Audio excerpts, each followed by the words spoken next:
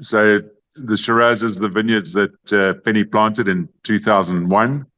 So they pretty much 19 years old, making the 2020. They've come on in leaps and bounds. We foolishly romantically decided to go dryland so that every year could tell a story. And 2020 is the last year of sort of a protracted drought in the Western Cape from 2015 to 2019. And then sort of the tail of that is obviously 2020. Very small berries, lots of flavor concentration.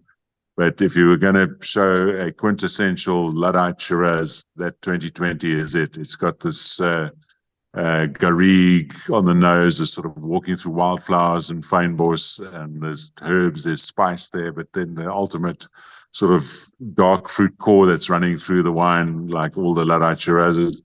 And then you get the cloves, the aniseed, the licorice coming through, and then that touch of saltiness. And even though it's a big wine, it finishes bone dry, refreshes your palate, and sort of makes you want to have another sip because of that refreshing finish.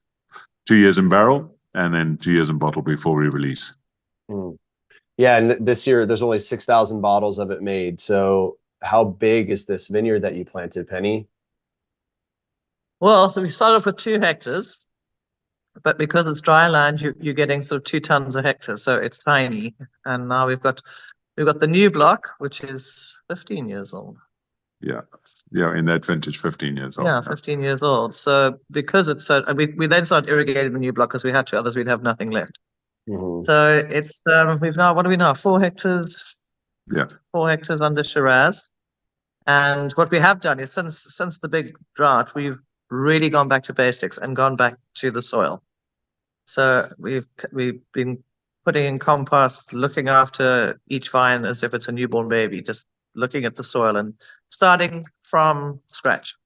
And hopefully in another 2 years, it'll pay off. The dream is to keep the old block as a dry land vineyard. I think it's sort of the backbone of what gives Luddite that.